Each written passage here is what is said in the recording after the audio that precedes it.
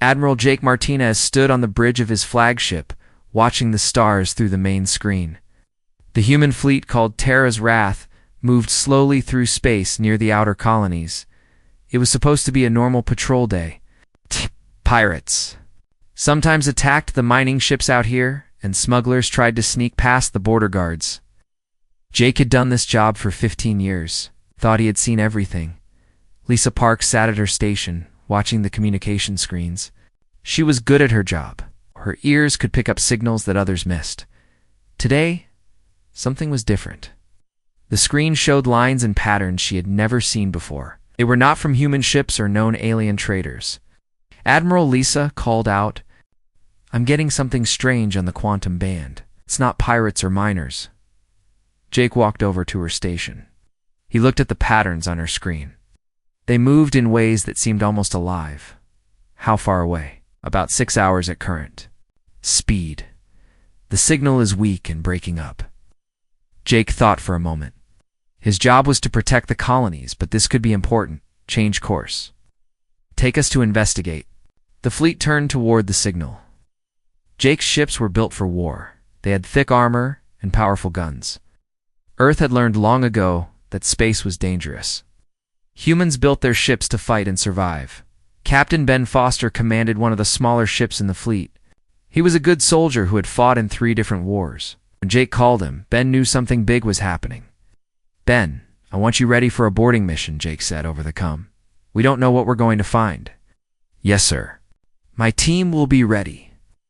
As they got closer, the screens showed them something nobody expected. A huge ship drifted in space. It was bigger than anything humans had ever built. The hull was white and smooth, but it had black marks all over it. Someone or something had attacked this ship with weapons. "My God," whispered Lisa. "Look at the size of that thing." The alien ship was dying. Parts of it were dark. Other parts flickered with strange lights, spun slowly like a wounded animal trying to stay alive. "Life signs?" Jake asked. Dr. Amy Rodriguez worked at the science station. She was the best. Language expert in the fleet. "I'm reading something, but it's not like anything in our files. The patterns are musical somehow." Jake made his decision. "Ben, take your team over there. Be careful. We don't know if they're friendly or not."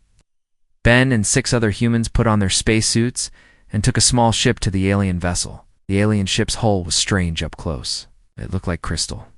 Or glass, but it was stronger than metal. They found an opening and went inside. The inside of the ship was like nothing they had ever seen. The walls glowed with soft light. There were no straight lines anywhere. Everything curved and flowed like it had grown instead of being built. The air was thin, but breathable. They found the aliens in what looked like the main room Ben had seen. Many different species in his travels, but these were completely new. They were tall, about 8 feet high. Their skin looked like living crystal. Light moved through their bodies in slow waves. Some of them were lying on the floor, so others sat against the walls.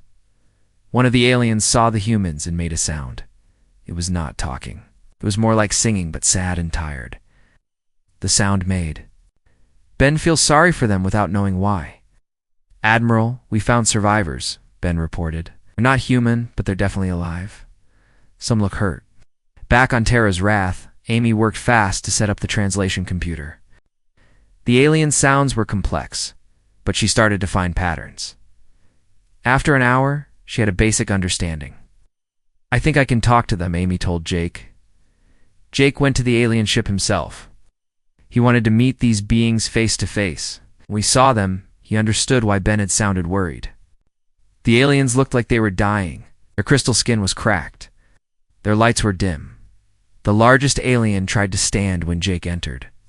Through the translator, words came out in a voice that sounded like wind chimes. "We are the Kethver. We mean no harm. We seek only to escape." "Escape from what?" Jake asked. The alien made sounds that the translator had trouble with. Finally, words came.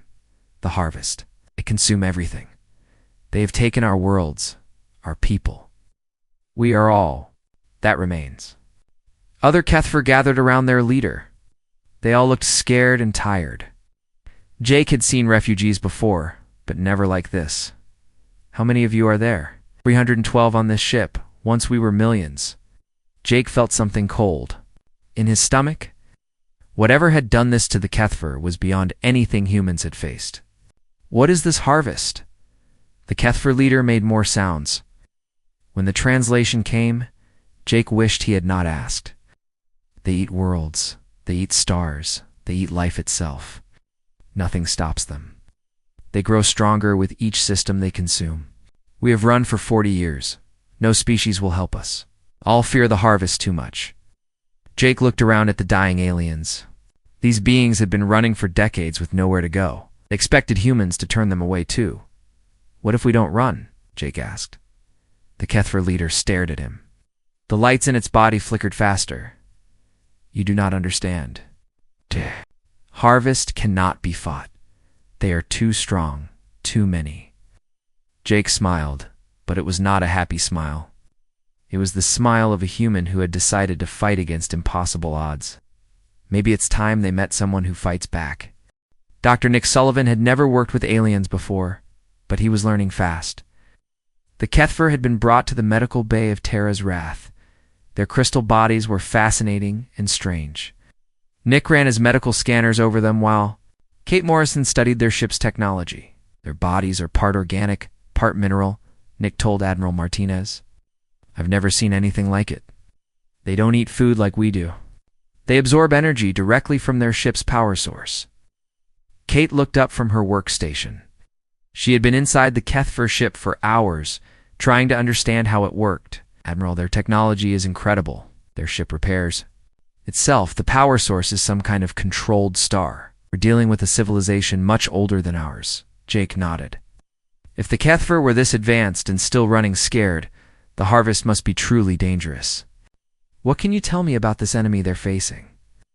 The Kethver leader, who told them his name was Veltar, had recovered enough to speak.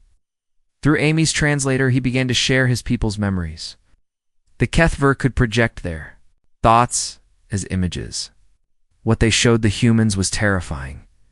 The images appeared in the air like a movie. Jake and his officers watched as beautiful worlds filled with different alien species lived in peace. There were cities that floated in the air, forests of silver trees, and oceans filled with creatures that sang to each other across vast distances. This was our home region, Veltar explained. 67 worlds, 43 different species. We had no wars, shared knowledge and art. We thought we were safe. Then the images changed. Something came out of the dark space between stars. The creatures were huge, bigger than buildings. They looked like they were part machine and part living thing.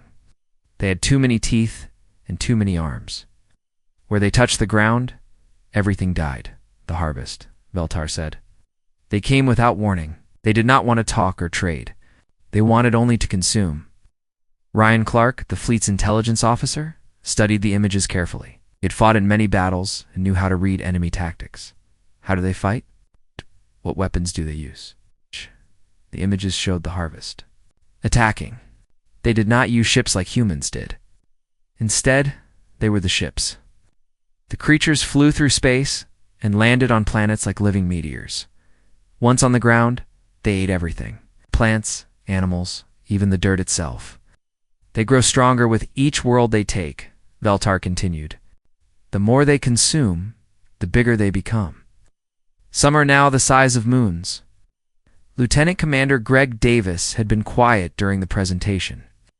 He was a veteran of the Centauri Wars and had seen many different kinds of enemies. Something about the harvest seemed familiar to him. Show me how they hunt, Greg said. More images appeared. Harvest creatures moved in groups. They surrounded their prey and drove them toward the largest members of their pack. They were patient and methodical. They had done this many times before. Greg's eyes widened. Admiral, I've seen this behavior before. Not in space, but on Earth. These things hunt like pack predators. Like wolves or hyenas. Jake looked at Greg with interest. What does that mean? It means they're used to prey that runs away. Every species they've faced has either fled or been quickly overwhelmed. They've never had to adapt their tactics because they've never needed to. Nick had finished his medical examination of the Kethver. Admiral, I need to show you something. The Kethfer aren't just refugees. They're the survivors of dozens of different species. When the harvest destroyed their worlds, some members of each species escaped and joined together. Veltar confirmed this.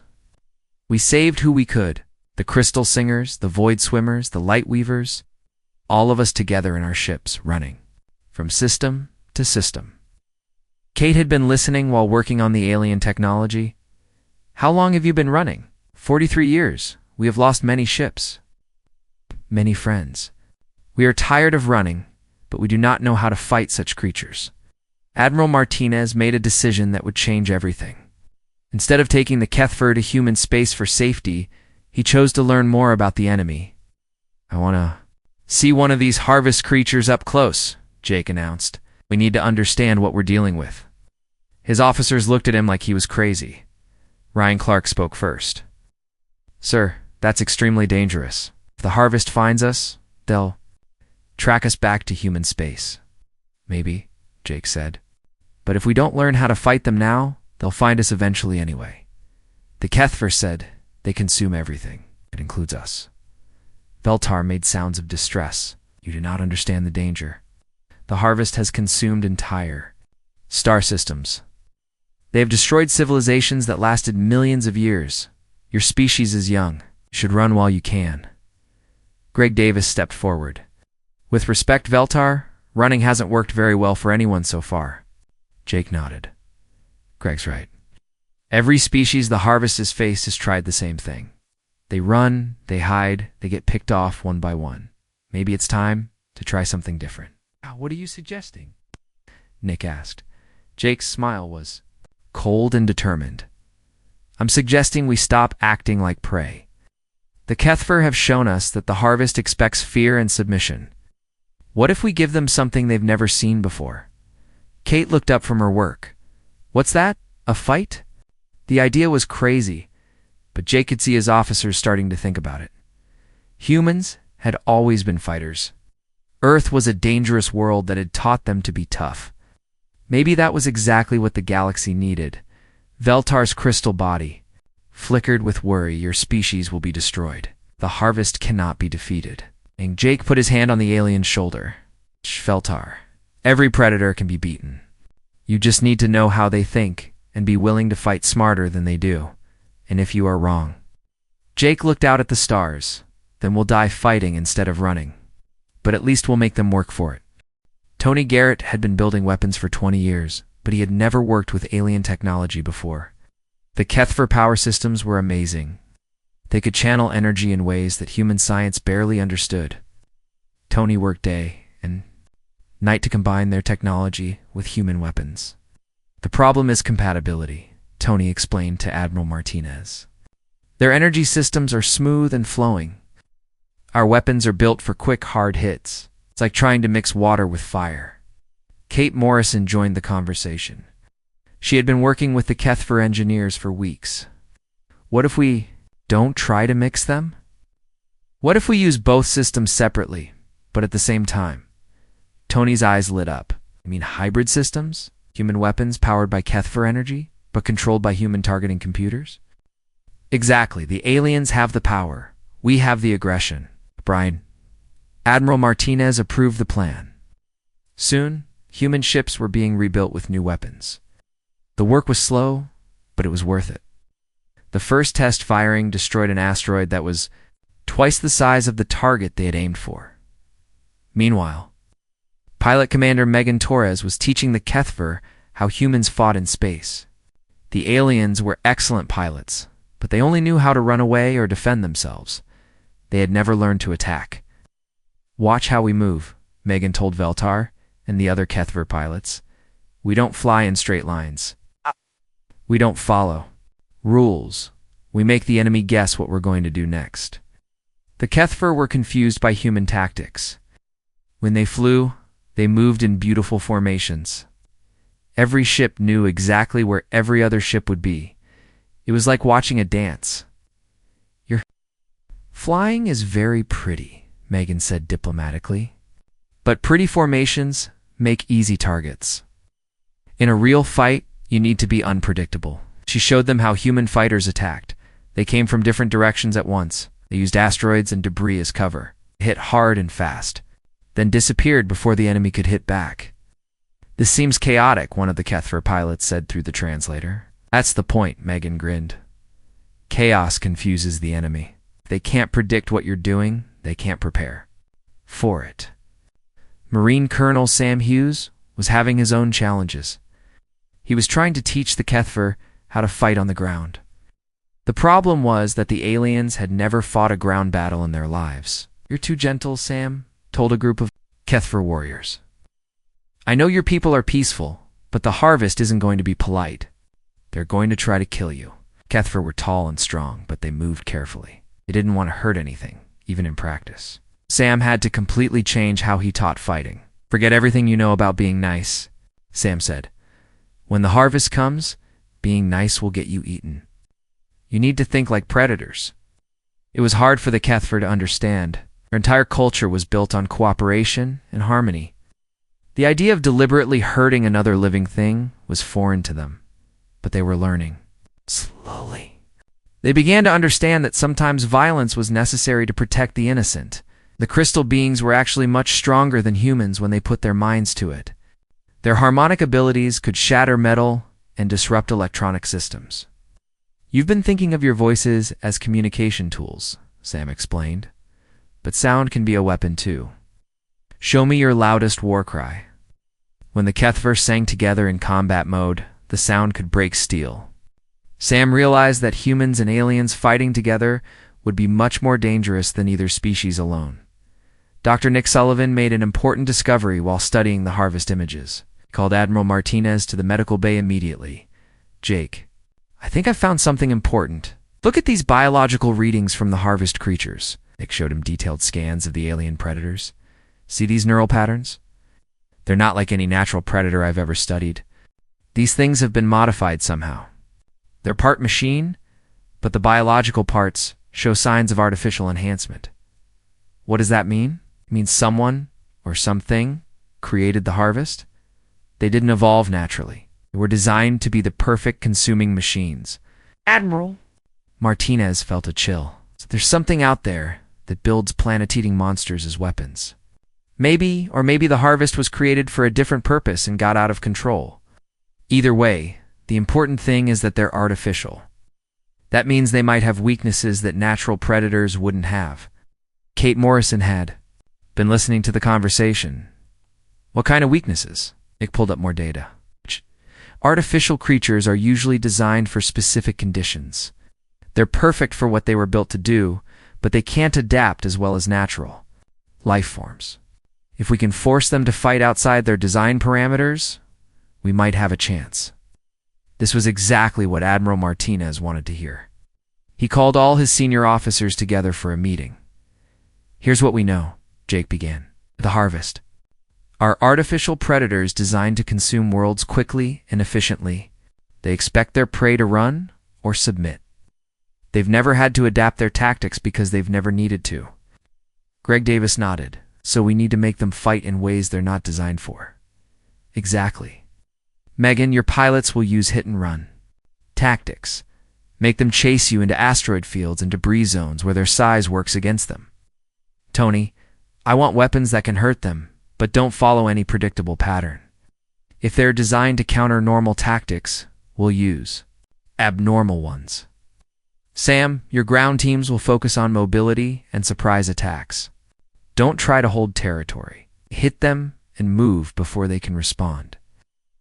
Veltor had been listening to the human planning session. Through the translator, he expressed his amazement. "Your species thinks about warfare in ways we never imagined. You turn weakness into strength and make chaos into strategy." Admiral Martinez smiled. "Veltor, that's what happens when you evolve on a world where everything is trying to kill you. Earth taught us that the best defense is a good offense. But what if your tactics fail? What if the harvest adapts to your methods?" Jake's smile became fierce. "Then we'll adapt faster. That's what humans do best." The alarm bells rang through Terra's wrath at 3 a.m. Admiral Jake Martinez was on the bridge in minutes, still putting on his uniform. Lisa Park was already at her station, her face pale with worry. Admiral. Long-range sensors are picking up movement near Jupiter. It's them. The harvest found us. Jake felt his heart pound, but his voice stayed calm. Many. At least 12 large entities. They're moving fast, heading straight for the inner system. Out. This was it. 3 months of preparation had led to this moment. Jake activated the fleet-wide communication system. All ships, this is Admiral Martinez. The enemy has arrived. Execute Battle Plan Alpha. This is not a drill. Captain Ben Foster was ready on his ship, the New York. His crew had trained for this day. They knew the plan, but knowing and doing were different things.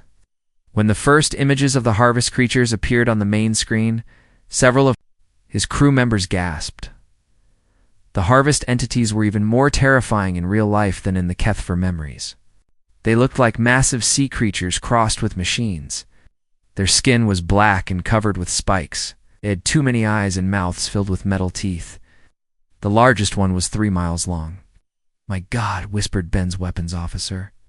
"How are we supposed to fight those things?" "Same way we fight anything else," Ben replied. "We shoot them until they stop moving." The harvest creatures moved through space like they owned it. They had consumed entire star systems. These few human ships should have been easy prey. They spread out in their usual hunting formation, expecting the humans to either run away or die quickly. They were wrong. Captain Foster's battle group was hiding in the asteroid belt near Jupiter. The rocks provided perfect cover for the smaller human ships. When the harvest creatures came close, the humans struck from 6 different directions at once. The new hybrid weapons were devastating. Human targeting systems guided Kethfer energy beams that could cut through the creature's thick hide. The harvest had never felt pain like this before. The largest creature roared in anger and confusion. It turned to attack Foster's ship, but the New York was already gone, hidden behind another asteroid. 2 more human ships appeared from different directions and hit the creature again. "It's working," Foster reported to Admiral Martinez. "They don't know how to fight enemies they can't see, but the harvest learned fast." The creatures began smashing asteroids to eliminate hiding places. Their massive claws could destroy rocks the size of buildings. Soon, the human ships had nowhere to hide. Plan B, Admiral Martinez ordered. Pilot Commander Megan Torres led her fighter squadrons into battle. The small human ships moved like angry wasps around the giant creatures. The harvest tried to swat them, but the fighters were too fast and too unpredictable. Megan had trained her pilots well. They didn't fly in formation. They didn't follow patterns. Each fighter attacked from a different angle, making it impossible for the harvest to defend against all of them at once. "Target the joints where their limbs connect to their bodies," Megan ordered her pilots. "Make them bleed." The fighters dove and twisted through space, their weapons carving wounds in the massive creatures. Ow. The harvest had thick skin, but even they couldn't ignore this much damage. On Terra's wrath, Lisa Park was working with the Kethfer communication specialists. The aliens could send messages instantly across the entire battle area using their harmonic networks. This gave the human fleet a huge advantage. "Second group of enemies approaching from the outer system," Lisa reported. 6 more entities even. Bigger than the first group? Admiral Martinez made a hard decision. "All ships, fall back to position, Charlie. Prepare for Phase 2. The human fleet retreated toward Mars, drawing the harvest creatures away from Earth. This was part of the plan. But it was still terrifying to see those monsters following them. Deeper into human space, Dr. Nick Sullivan was monitoring the battle from the medical bay. As he watched the fighting, he noticed something important about the harvest creature's behavior. "Admiral, I'm seeing something strange. When our fighters attack in coordinated groups, the creatures seem to slow down. The reaction times get worse." "What does that mean?" "I think our defiance is actually affecting them somehow. Remember, these things are used to fear and submission from their prey. Our aggressive response might be disrupting their biological systems." Jake's eyes widened. This was the breakthrough they needed. "Lisa, send a message to all ships. I want maximum aggression. Don't just attack to hurt them. Attack to show them we're not afraid." The effect was immediate. As the human ships became more aggressive, the harvest creatures began to move more slowly. Their perfect coordination started to break down. Some of them actually retreated when human fighters came. Too close. Veltar watched the battle from the bridge of Terra's wrath. His crystal body flickered with amazement. Your species is doing something we thought was impossible. You are making the harvest afraid. The Kethver had been inspired by human courage. For the first time in decades, they stopped running and started fighting back. Their harmonic abilities, weaponized by Kate Morrison's engineering, turned their voices into devastating sonic attacks. When the Kethver sang their war songs, the sound waves tore through the harvest creature's flesh like invisible blades. The aliens had found their warrior voices at last. The battle raged for 6 hours. Human ships darted in and out of combat, striking hard and disappearing before the enemy could respond. Kethver vessels used their superior technology to support the human attacks, their weapons and shields protecting the smaller human fighters. By the end of the fight, half of the harvest creatures were dead or dying. The survivors retreated into deep space, something no one had ever seen them do before. Admiral Martinez stood on his bridge, looking at the battle damage reports. They had lost 3 ships and 47 crew members. It was a heavy price, but they had one. Admiral Lisa called out. Long-range sensors are detecting massive movement in the outer rim. It looks like the main harvest force is mobilizing. Jake nodded grimly. This had been just the scouting force, and the real battle was still coming. But now he knew something important. The harvest could be hurt. They could be scared. And most importantly, they could be beaten. Send a message to all human colonies, Jake ordered. Tell them to prepare for war. And send word back to Earth. Tell them we're going to need everything they can send us. The real fight was about to begin. 6 months later, Admiral Jake Martinez stood in the ruins of what had once been the Kethver home system. The planets were dead, their surfaces cracked and lifeless. But hidden in the asteroid belt was something the harvest had left behind. Their primary hive ship, a creature so massive it looked like a small moon. That thing is over 50 miles across, Captain Ben Foster said, staring at the monster on his screen. How are we supposed to kill something that big? The combined human. An alien fleet hung in space around the hive ship. They had ships from 12 different species now. Word of humanity's first victory had spread across the galaxy. For the first time in centuries, other races were willing to fight back against the harvest. The same way we kill anything else, Jake replied. We find its weak spot and hit it hard. Dr. Nick Sullivan had been studying the hive ship for weeks. Admiral, I found something. The creature has a central nervous system, but it's buried deep inside its body. If we can get a team inside and destroy the nerve center, the whole thing will die. How do we get inside? The hard way. One of its feeding mouths, Major Chris Bailey, had volunteered to lead the ground assault team. He was a demolitions expert who had never backed down from a dangerous mission. Sir, my team can plant the explosives, but someone needs to give us time to get to the center. Colonel Sam Hughes stepped forward. My Marines will hold the entrance. We'll make sure nothing stops your team from completing the mission. Jake looked at his officers. These were good people who were willing to die to protect others. Are you sure about this? Once you go in there, we might not be able to get you out. Chris Bailey smiled. Admiral, somebody has to do it. Might as well be us. The plan was desperate, but it was their only chance. The hive ship was preparing to spawn a new generation of harvest creatures. If that happened, they would spread across the galaxy and consume everything in their path. Captain Megan Torres would lead the fighter attack that would get the ground team close to the hive ship. Her pilots had become experts at fighting the harvest creatures. They knew how to make the monsters angry and confused. Remember, Megan told her squadron, we're not trying to kill this thing with our fighters. We're just trying to make it open its mouth so the ground team can get inside. The battle began at dawn, ship time. The combined fleet attacked the hive ship from all directions. Human ships used their unpredictable tactics, while alien vessels provided heavy firepower. The Kethver sang their war song so loudly that the sound waves cracked the hive ship's armor. The massive creature woke up angry. It had been resting, preparing for its spawning cycle. Now, these tiny ships were hurting it. The hive ship opened its feeding mouths and roared a challenge that could be heard across the entire system.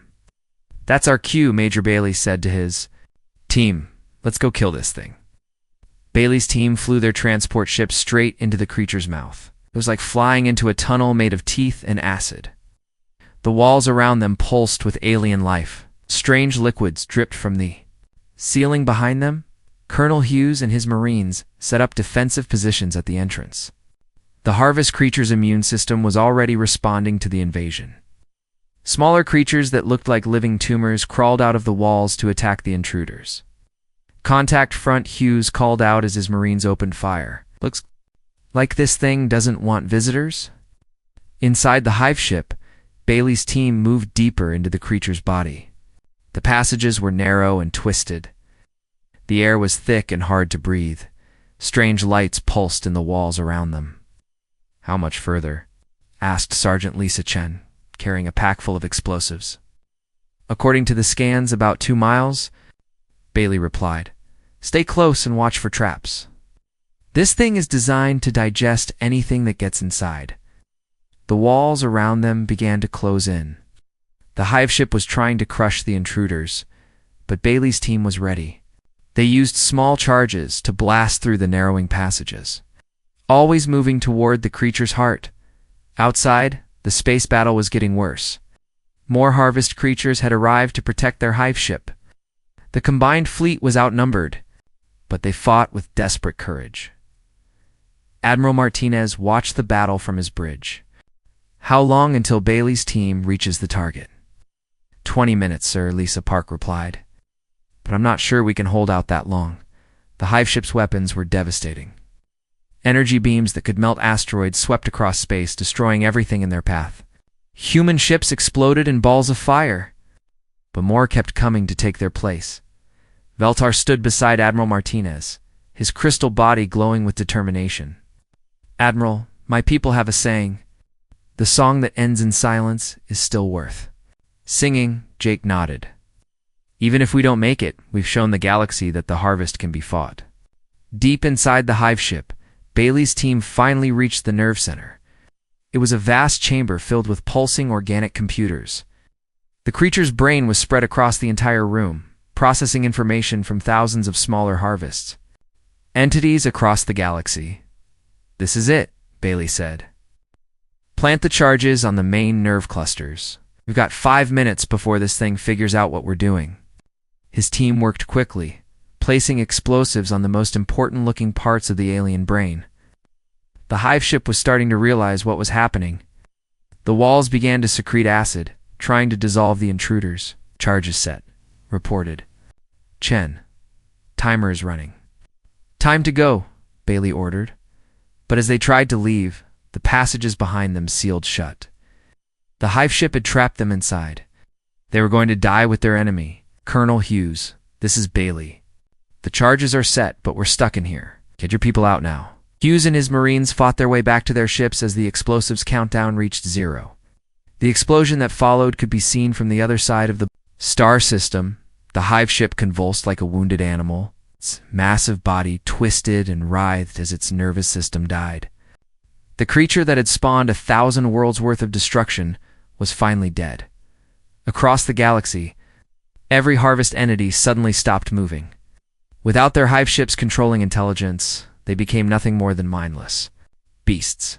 The species that had terrorized the galaxy for centuries was finally broken. Admiral Martinez's final log entry was simple. "Today we learned that no enemy is unbeatable. It just takes the right people willing to make the right sacrifice. The galaxy is safe, and the price was worth paying." The Kethfer had found their salvation, not in running or hiding, but in learning to fight alongside those who refused to give up. Humanity had taught them the most important lesson of all. Sometimes the only way to preserve peace is to be better at war than those who would destroy it in the end. The galaxy was saved not by superior technology or ancient wisdom, but by the simple human refusal to surrender when faced with impossible odds. The Deathworlder Armada had kept its promise.